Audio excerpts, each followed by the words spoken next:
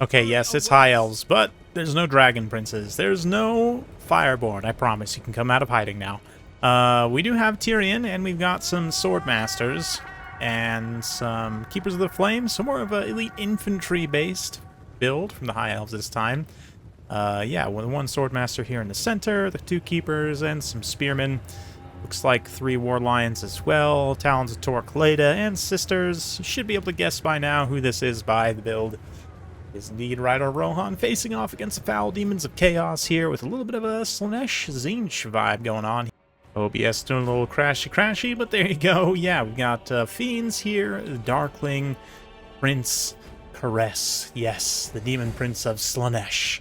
And some Blue Horrors, Chromatic Aberrations. Got Seekers out on the side here. Some Furies also of Slaanesh, given their armor piercing. More Seekers over here. More Furies of Slaanesh.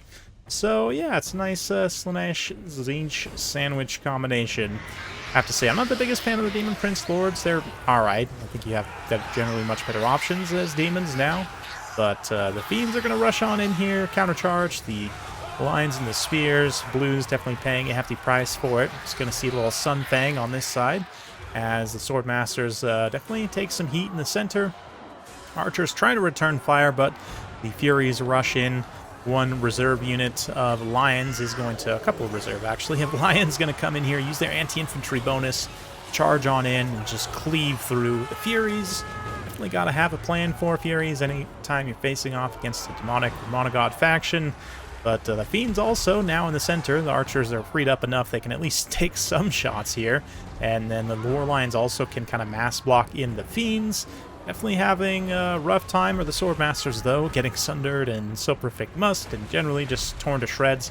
Caress also drops down and is going to snipe the Life Mage here. So just as I'm bad-mouthing him, he took that very personally.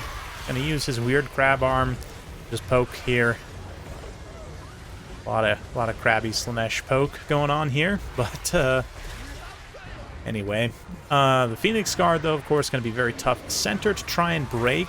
Blues sort of feeling that, going to open up with their fire. Do Phoenix Guard actually have fire resist? No, they do not. They will take a decent amount of damage from that, even though the AP values are not incredible.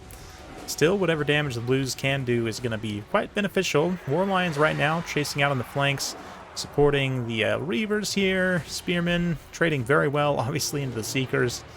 Seekers still not that great. Probably would have been better to just have 4 Fiends here instead of the 2 and 2.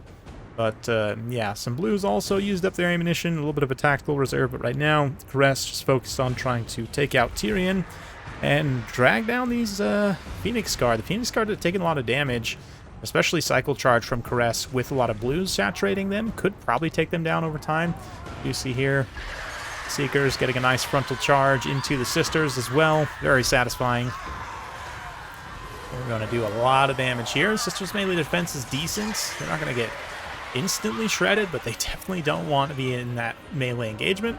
Thankfully, the Seekers immediately peel, which they probably should, to be fair. And they're going to get a little hammer and anvil into the Talons of Torquelada. Caress.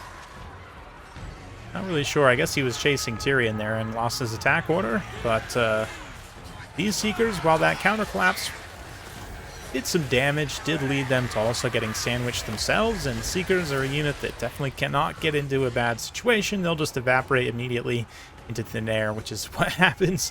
Now the Phoenix Guard have one less threat to try and rear charge them, and also, you know, could have potentially used to chase these Sisters of Avalorn or Sword Masters off, so I don't know. I think probably staying on the Sisters of Avalorn a little bit longer, and then switching to the Sword Masters rather than charging anywhere where the Phoenix Guard can get to you. That said, Darkling here definitely showing me how wrong I am. I mean, I guess reevaluating things. He does have Mortal Blows, pretty good, I guess, for sniping. Pavane's also very strong, just generally for the Enrage. So, yeah, I mean, I guess any Lord Pavane is going to be pretty decent, especially the fact that he's a very serviceable melee combatant. Not over 500 weapon strength, even with the anti-large, but still 60 melee defense.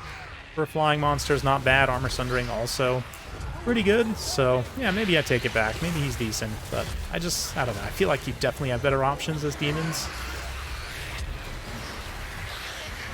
That said, Tyrion definitely disagreeing hard with me right now as he gets sniped. That said,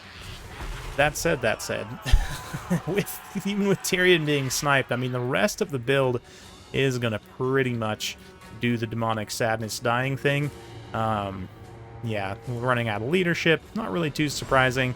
But now with all of this Phoenix Guard still alive, Tyrion can kind of just go park himself right here. And, like, Darkling might still be able to snipe him, but going to take some damage in the process.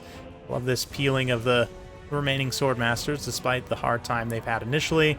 We're going to go in and take out some revenge on the Blues here, while Darkling chews up the remaining Sisters, making sure he can't take any more missile damage there. But Reaver's charging through with Tyrion. Phoenix Guard also standing firm. One Phoenix Guard moves to capture the objective. This is conquest after all, so got to make sure you're not just throwing that. But looks like the High Elves will likely be able to tie up this game before that happens. Tyrion takes a Pavane here, but it does manage to bail out the Sisters, who are going to get some critical shots here. Very accurate, even though the damage isn't incredible. Obviously armor piercing, which isn't going to matter too much here, but still. Missile block chance also does apply a little bit, so we'll keep the health bars up as the Sisters kind of pew-pew here. But the leadership damage also is going to be pretty impactful. Yeah, already hitting army losses just there. And that's a win for the High Elves. So, nice to see some non-Fireborn-based gameplay. Some elite infantry actually coming through. Phoenix Guard definitely decent these days, especially on Ultra HP funds, or HP values, rather. Swordmasters not paying for themselves, having a little bit of a rough go of it, but still necessary to have. I like the use of the Lions here, too, to counteract Furies. Again, tactically super important to do, even if value-wise don't strictly pay for themselves. Some of them do, but overall, very fun game. Hopefully, guys enjoyed that. Yeah, Tyrion here, 1,800 damage value, pretty good stuff. 11,000 damage dealt. On the Slanesh side, yeah, Caress, almost 3,000 damage value. Pretty good stuff there. Blues also generally wildly cost-effective, although some are not. Interestingly enough, yeah, the Seekers is the one point of this build that I maybe take issue with the most. I just really am not a fan of Seekers right now, and it'd be a little bit tricky to try and get the extra cost to upgrade them to Fiends. Maybe, again, downgrading Darkling to someone else who can also cast Pavane, maybe for cheaper, like Loris, is that what they're called? Herald, I mean. Anyway.